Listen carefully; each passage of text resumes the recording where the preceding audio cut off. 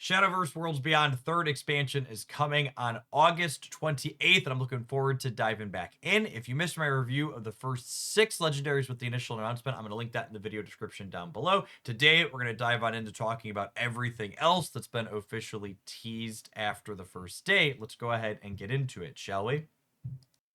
We kick things off today with Himika, Heir to Repose, a 6 play point 0/4 who on Fanfare gives you a crest that threatens to be incredibly strong. We have a countdown 4 effect that says at the end of turn, if Himika is on the field for you, give X random enemy followers with 4 attack or less, can't attack followers or leaders, and at the end of your turn, banish this card. Her Super Evolve combos with this effect, setting the attack of all enemy followers on the field to 4.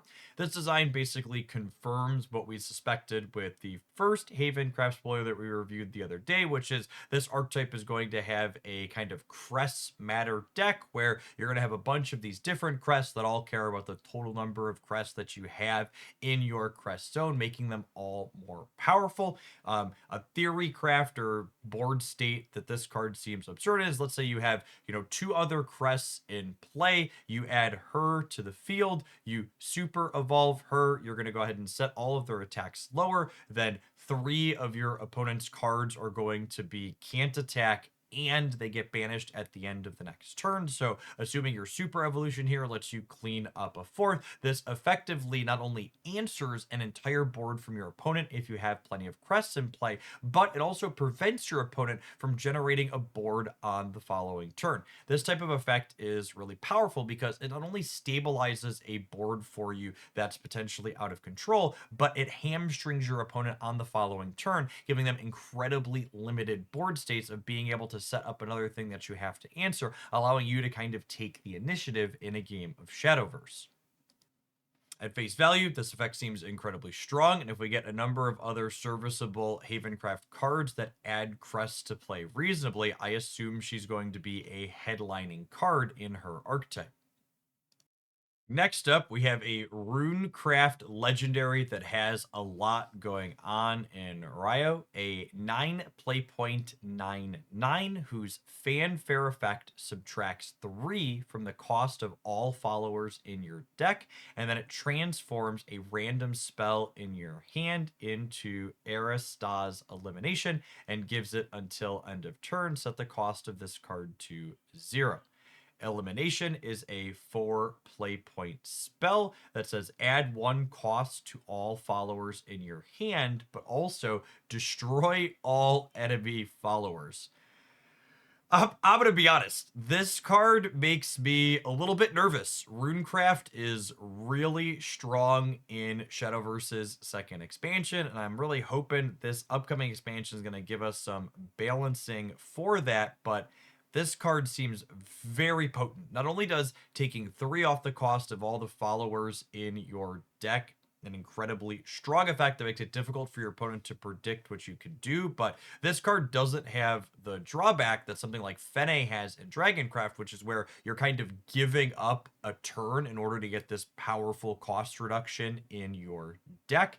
This card comes with a free board wipe that penalizes the cards that are in your hand, sure, but it also doesn't use up one of your evolutions in order to use it. And I think this is really key for a Runecraft deck. We already have cards like Anna and Gray and Kuan that really fight for and command for your even Norman fight for your evolutions in this craft. So having another big bomb that not only answers the board super cleanly, but also sets you up to have really powerful future draws that doesn't command any evolution points, seems like it's going to be a powerful auto-include for these rune decks. Next up, we have Axia, Heir to Destruction, a 3 play point 2/4 legendary Portalcraft follower who has ward and can't be destroyed by abilities, and then also has the super evolve effect to deal X damage to the enemy leader, where X is the number of other allied cards on the field, then destroy all other allied cards on the field. This card feels like it's going to help Portalcraft lean into its kind of mid-range role we've seen in our first two expansions, which is to say this is a card that lets you take a more controlling defensive position against aggressive decks. It's got a decent stat line on a 3 play point card while also having ward for you, and it can't be randomly picked off by like the Abyss Destroy spell for one. But on top of that, it also has an aggressive angle when you get to the super evolution. In theory, you could have a bunch of puppets in play, and the super evolve here essentially lets you turn those puppets into direct damage to your opponent's face, clearing them away. And then your super evolve hits something else, and in theory, you have 5 points of burst damage when you super evolve. The ability to clear away other things that you have on the battlefield could also be really beneficial. We talked about that Havencraft card at the start of this video that locks your opponent's board into play. So this card coming down and super evolving can clear out a bunch of things that were going to get banished or otherwise be useless anyways, giving you valuable space on the board to play out when your opponent is thinking you might otherwise be locked out. I like this design a lot. I think it's got flexible counterplay into a variety of matchups, and it gives you the ability to answer things that look to be coming in this expansion as well. Next up, we have quite the interesting Forestcraft bomb at a 9 play point 4/6 gold card that has rush and ward and says when this follower comes into play, summon an exact copy of it and give it -0 attack and -1 defense. Because this isn't a fanfare trigger, it's a when this comes into play. This means the copies also trigger this effect and it fills your entire board up. This means you get a 4/6 rush ward, a 4/5 rush ward, etc., all the way down until your board is full, or you hit that 4/2 rush ward if your board was completely empty. This is the type of design that tends to be pretty powerful in more controlling decks because not only can it help you stabilize the board if you get to this point against aggressive decks, but you also get to be answering whatever your opponent is doing without needing to spend an evolution to do so. 20 points of attack all with rush is nothing to scoff at, especially when whatever is going to be left behind is preventing your opponent from attacking your face back directly the following turn. Next, we have a modal Abysscraft spell that I'm sure is going to be one of many cards with modes to enable the Faith legendary that we reviewed yesterday. Screaming and Loathing lets you pick 2 modes when you play it, recover a play point, draw a follower, draw a 3-cost spell, or deal 4 damage to a random enemy follower. The first immediate call out in my mind here is that this is a 3-cost spell, meaning in theory, if you construct your deck, so it's the only 3-cost spell in the deck, you could play this card so it always redraws itself, i.e. it could be 3 play point, get a random follower plus a copy of itself, deal 4 damage plus a copy of itself. As someone who's played far too much Magic Gathering in his lifetime, this card gives me big Cryptic Command vibes, being able to not only replace itself, but give you some energy back, a la untapping a land. Cards like this, while they don't do anything inherently super powerful in and of themselves, their flexibility is often key to their strength, allowing you to do exactly what you're looking to do in different situations. I have to imagine this one's probably going to be pretty playable.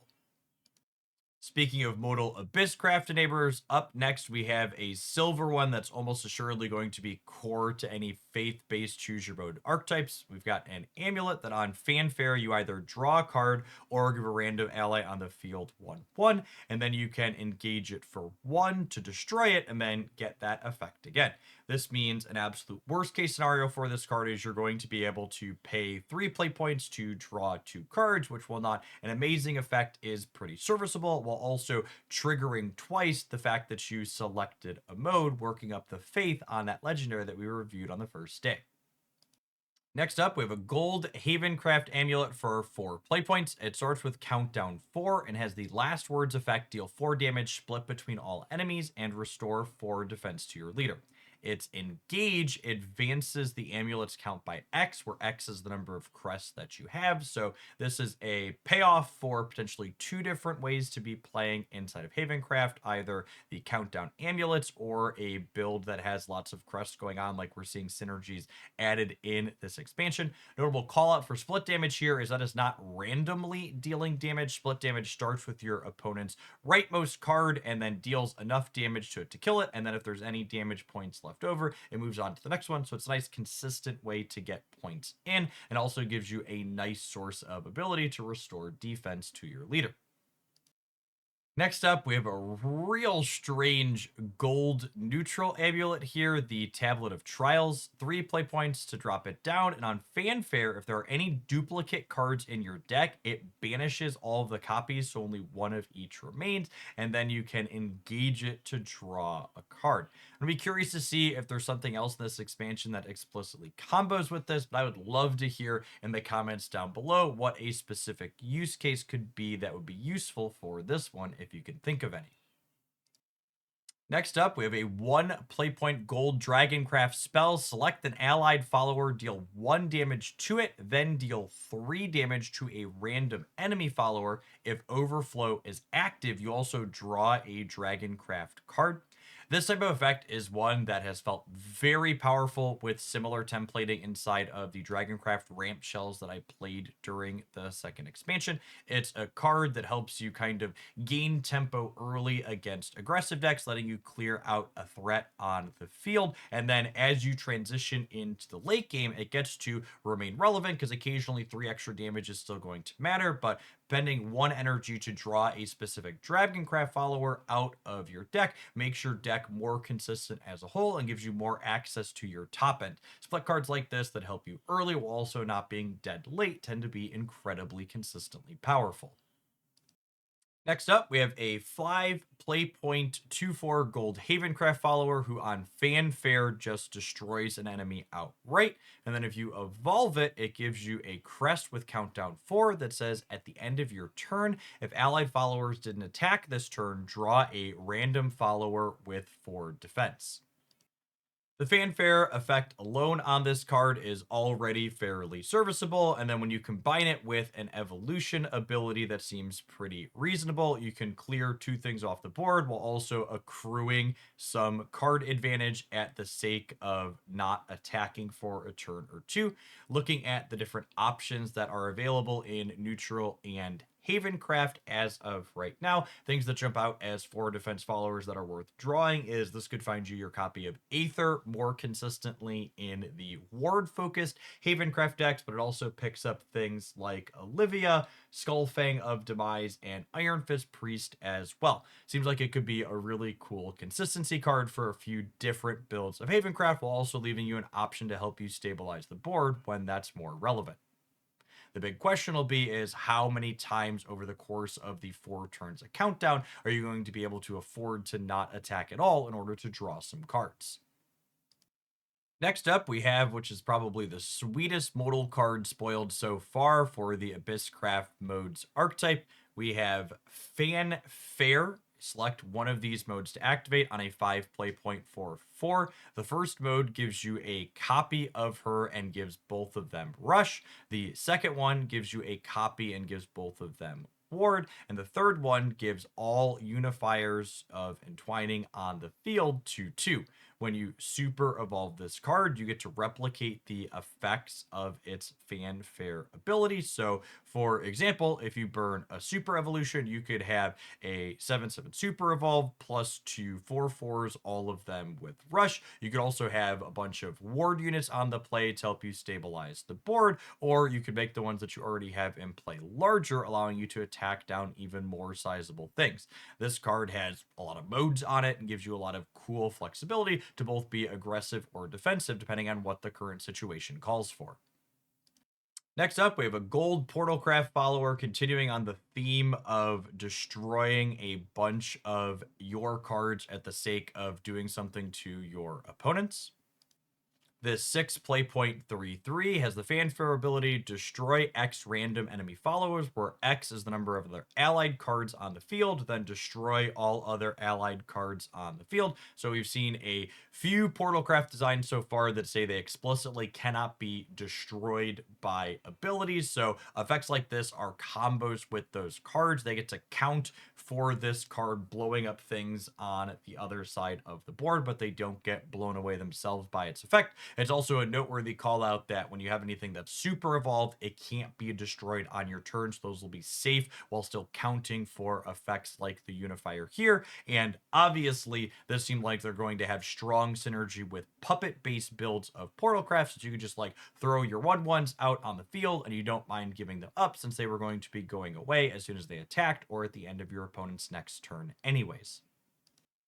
Finally, today we have a bronze Abysscraft modal enabler, a 3 play point 1/1 that on fanfare either deals 1 damage to all enemy followers or gains 2/2. And then on evolution, you get to replicate the effects of this card's fanfare ability. This is templated very similarly to a card we have in the existing card pool, that 1/2 that deals 1 to the opponents when it comes into play, and then when you evolve it, you get its effect again. This card obviously has 1 less defense by default, but it's also modal, meaning it's enabling your faith-based Abysscraft card, but it also is a little bit more flexible. In theory, when this card comes down, you could turn it into a 3/3 with its ability, you evolve it up to a 5/5, and then you could kick it all the way up to a 7/7 as well, or you could like have a 5/5 that can attack plus deal 1 to all of your opponent's things. This gives you a lot of flexibility in how you're dealing with your opponent's board while also forwarding the core synergy of your faith-based Abysscraft deck.